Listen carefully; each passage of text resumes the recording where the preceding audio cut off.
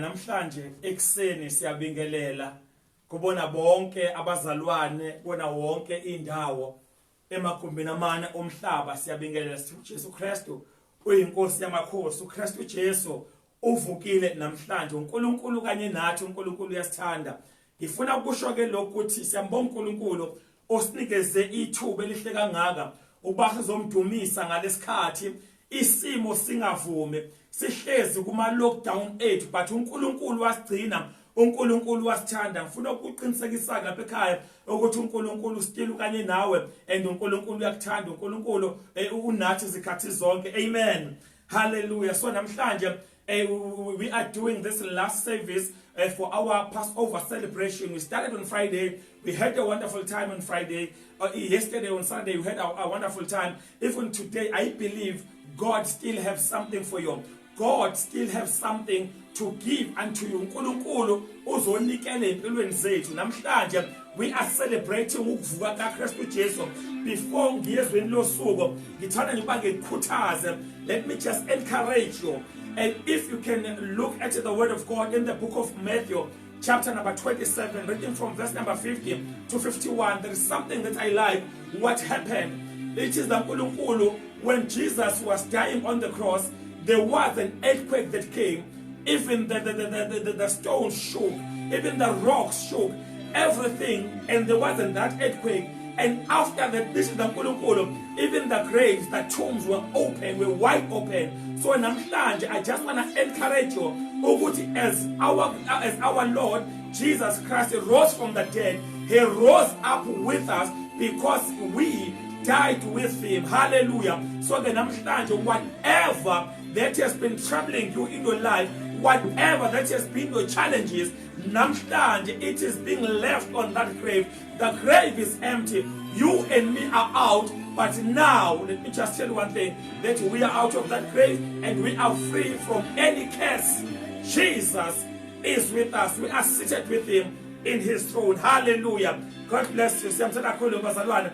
Namhlanje into esizoyisho sizothi uNkulunkulu uphakeme, uNkulunkulu uphila kwethu, uNkulunkulu ukukhanya kwethu, namanje uyena ozoyibonakalisa. Hallelujah. Namhlanje siya ezweni laNkulunkulu. Angifuna namhlanje uba mude ngifuna uba ngibe mfishane so that you'll be able to receive uNkulunkulu afuna se receive. Namhlanje as we are celebrating the ukuvuka kaKristu Jesu, as we are celebrating that the tomb is empty, what we are going to look at today, we'll look at the will that Jesus left for us. There is a will. There is a will for you. There is a will for me. Each and every one of us, we have a peace. That we will enjoy the peace of the will that God has for us. So that we look at the word of God in the book of Hebrews, chapter number 9, we'll read verse number 16 and verse number 17. So we'll look at those two verses. Then after that, we'll see what is the will of God. I'm not talking about intanda uNkulunkulu, but I'm talking about the will. God left us, not Jesus, when he left this planet Earth, he left us with something. So namhlanje uNkulunkulu is going to deposit a lot of things into your spiritual account. God will take care of your life in the name of Jesus. Hallelujah. Let's just read the book of Hebrews, chapter number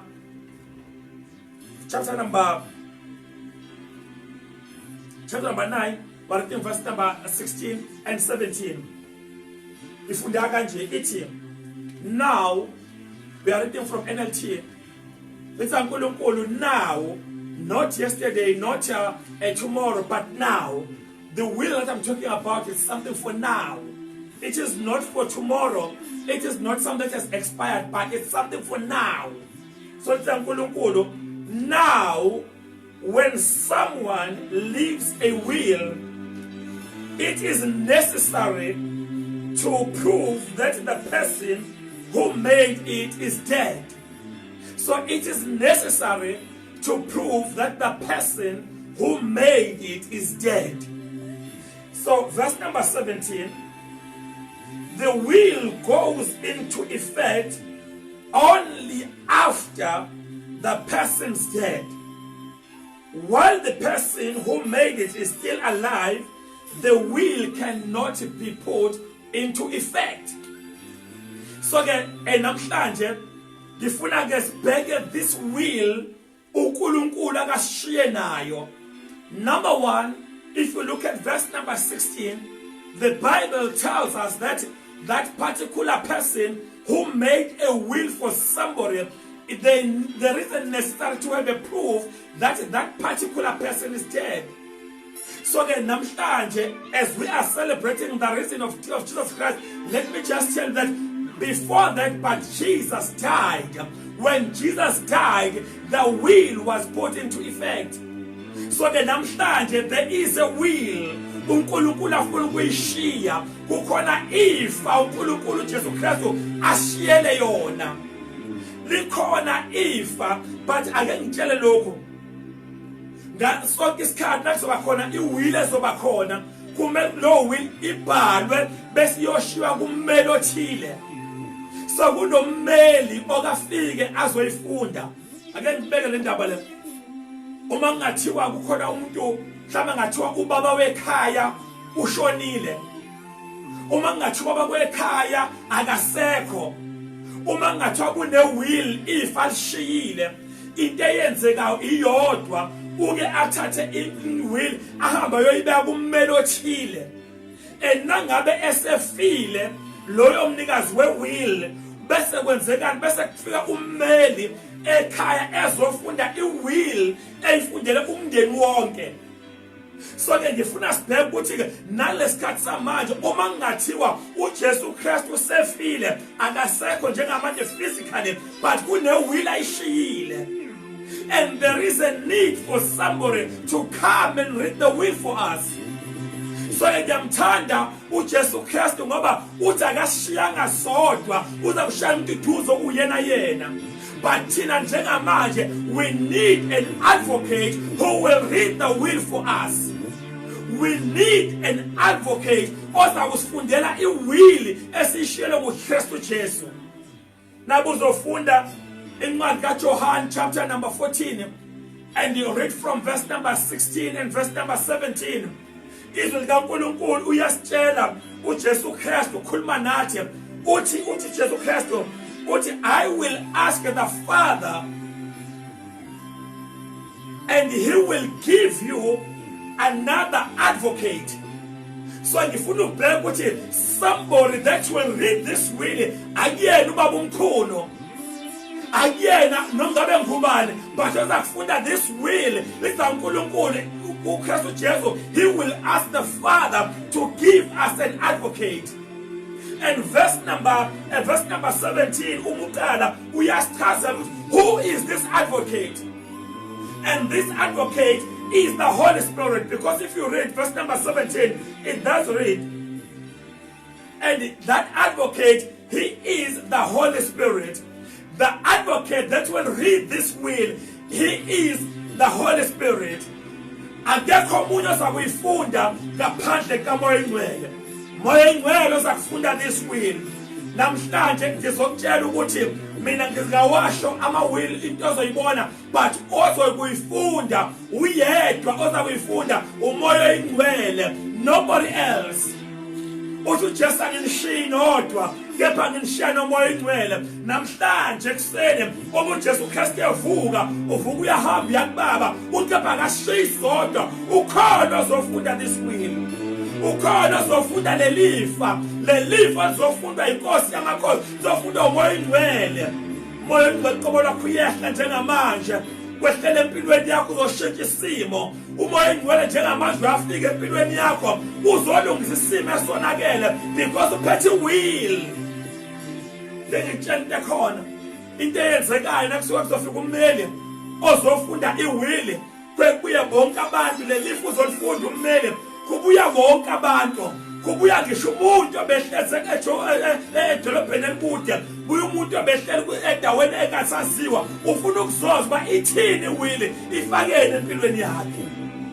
Nawe namhlanje ngizokutshela ukuthi uKristu Jesu uzokufundisa uMoya Oyingcwele, uzofunda this will.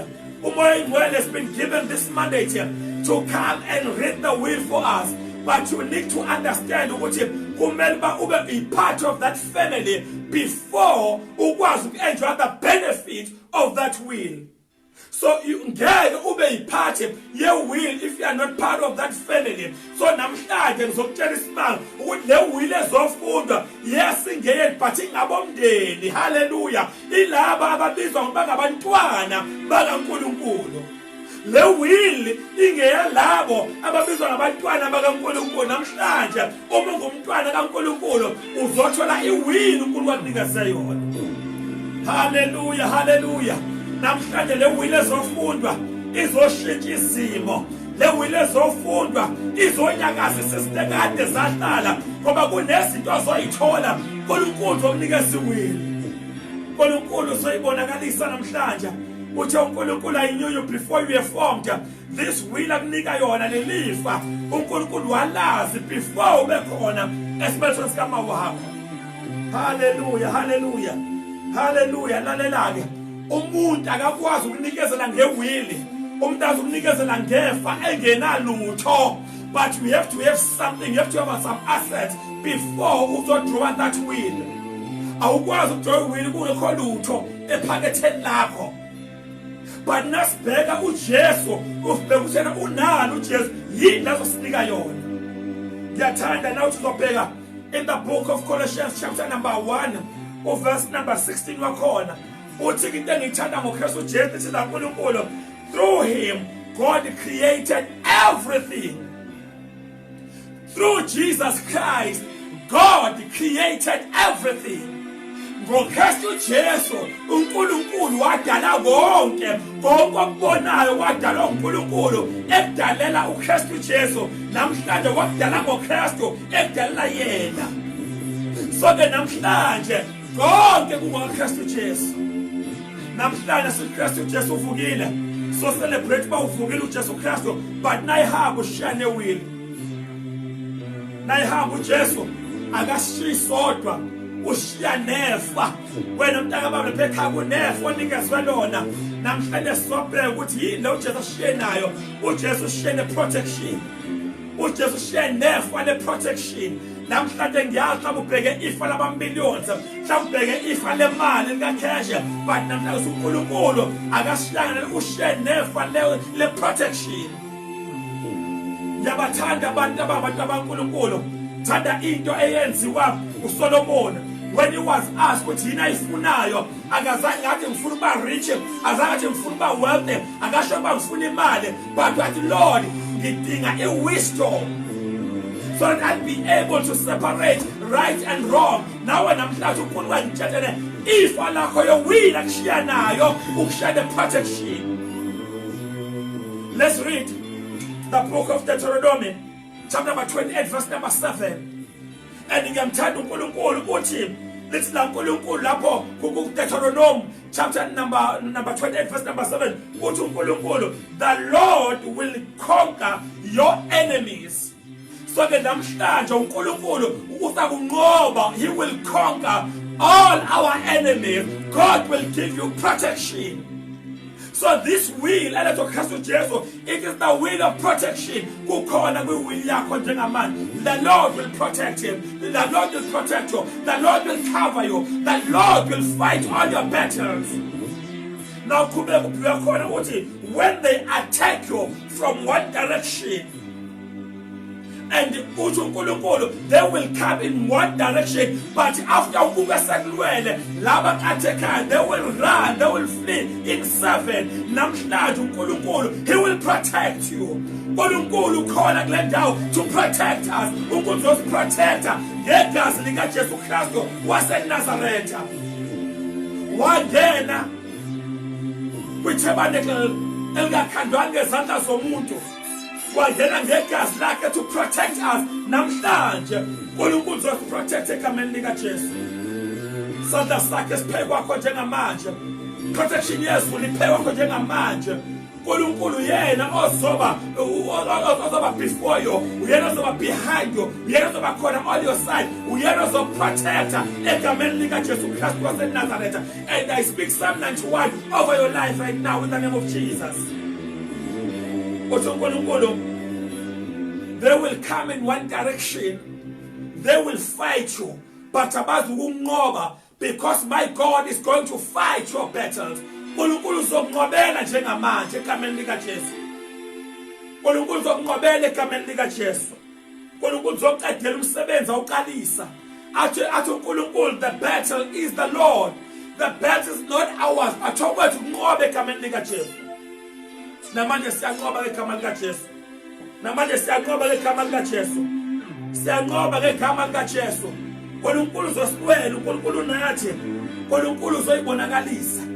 And now uzobheka umaqeda ukuprotector and uNkulunkulu uzokwenza sure ukuthi wena qobo lwakho uzobaba lonke uhlobo lwesifo. Every kind of sickness and diseases uzowavimba uNkulunkulu. They won't be able to come near you. Let me just say, any kind, I'm not talking about only few, but any kind of disease, even coronavirus itself. Why? Because of that protection of uNkulunkulu. If you read the book of Exodus chapter 15, verse number 26, uNkulunkulu, I am the Lord that healeth thee. uNkulunkulu ophilisayo, and he is Jehovah Rapha. Namhlanje, that is part of your will. That is in your will. That is kuyikhona efeni lakho. uNkulunkulu njengamanje uzakuphilisa. He is our healer. He is Jehovah Rapha. Baba mkhulu, mina ngiyayigulela njengamanje. I don't care ukuthi uphethwe inhlobo lesifo, but there's only one thing engiyaziyo ukuthi uNkulunkulu esimkhonzayo uthi yena he is our healer and he will heal all our diseases. Namhlanje uNkulunkulu uyaphilisa ngegama lika Jesu. Namhlanje ukuthinta esimeni sakho, angikhathali whether you have arthritis. uNkulunkulu lawo mathamba ayahlangana, wakhona amathambo omileyo. Uma uzofunda Ezekiel chapter 37, wakhona amathambo omileyo, wathi mathambo hlanganane, amathambo ahlangana. Namhlanje ekuseni ngizokhona arthritis emzimbeni wakho. Ngithi you spirit of arthritis njengamanje, get out kulo mzalwane egama lika Jesu. Njengamanje uyaphuma, uJesu Kristu yavuka, not even one of his bones was broken. So namanje lo arthritis ayinamandla ngegama lika Jesu. Leso sifo samathambo njengamanje ayahlangana, uNkulunkulu yawatenisa ngegama lika Jesu. uNkulunkulu yawahlanganisa. Mhlawumbe ngenzeka ukuthi baba umkhono, mina even my joints are weak. Angikwazi ukuhamba ngiqonde. There's one thing uJesu namhlanje lo Nkosi emkhonzayo uzowahlanganisa lawo ma joints. Nawuzobheka, ngithanda ukuthi ngalesikhathi uPeter yongena ethempelini, wafica indoda who was crippled for years and years. uNkulunkulu, he spoke a word of God. What silver and gold anginayo, but there's only one thing enginayo. Ngegama lika Jesu Kristu waseNazaretha, sukuma njengamanje. And Lord ndoda ayizangisaba uziyasuma immediately. Nawe namhlanje whatever ukuphethe njengamanje uyasukuma egameni lika Jesu. My God, will let that will. Lord, he is our healer. He is Jehovah Rapha. Njengamanje lokho umsebenzi ophelelisa empilweni yakho ngegama lika Jesu Kristu waseNazaretha. And if usaba bomthoni, yes, mina ngiyaphila, but ngiyaleka, anginakho okwanele konke ngithandayo eshiwo ulokhuzana uPaster Paul ekhuluma nebandla, the church of Philippi, uthi kulona lalelanika, I know my God shall supply all my needs. uNkulunkulu engimaziyo lo ngakimi, he will supply, uzakunikela zonke izidingo zami namhlanje. If ungenakho, uNkulunkulu will supply you. Uthi uNkulunkulu uPaster Paul Philippians chapter number 4, verse number 19. uNkulunkulu, he will supply. uNkulunkulu azakunikela. Namhlanje musukhala kakhulu kubantu, khala uNkulunkulu njengamanje. Wena unewili onikezwe yona, kwiwili yakho kwanewili yokusupply zonke izidingo zakho. Njengamanje siyasupply uKristu Jesu. Njengamanje uyena ozonikela empilweni yakho. Uthi uMaster Paul, ngiyakwazi ukukabi nakho, ngiyakwazi ukuba nakho, kepha uNkulunkulu uyena osupplyayo. Uma nginakho kunakho ngenxa kaKristu Jesu. Namhlanje mhlawumbe yakhala uthi abamkhona wazi lalela uAbraham he have to walk a long distance kuba afike ahlangane nesupplement ama-supplement akhe wafika phezulu entabeni wafika uNkulunkulu eyibekile incam nawe namhlanje njengoba uKristu Jesu evuka ephuma nawe ethuneni khuphuka lelo thuna lakho kulo mgodi ogcitshwe uyokhuphuka phuma kulo mgodi loyo uNkulunkulu ufuna ukusaplaya njengamanje iprovision yakho ihlezi phezulu phuma kulo mgodi okuwona hamba kwiprovision ishile will ithi uNkulunkulu will supply all our needs namhlanje your needs shall be supplied in the name of Jesus njengamanje nothi kusasa your needs njengamanje yasupply egameni lika Jesu uNkulunkulu uyanikela njengamanje uNkulunkulu uyawenza umsebenzi empilweni yakho uNkulunkulu yashintsha isimo ngegama lika Jesu Kristu waseNazaretha sobheka le will kaNkulunkulu iphethene le will kaNkulunkulu iphethe the goodness and mercy iphethe the goodies uphethe umusa kaNkulunkulu lalela mntaka baba ifeba ufunda kulokhuzana kumahubo 23 lithi uNkulunkulu surely akatanga but surely definitely goodness and mercy shall follow you for the rest of your life namhlanje lalela mntaka baba le wili iphethe izinto ezinhle iphethe umusa ozakulandela for the rest of your life namhlanje uNkulunkulu uyaletha okuhle nomusa kuyakulandela njengamanje lo Nkulunkulu esimkhonza weshintsha isimo sakho abantu bayabuza bathi hawu for too long ungenakho unamhlanje kobatshela ukuthi I know my God shall supply all my needs I know my God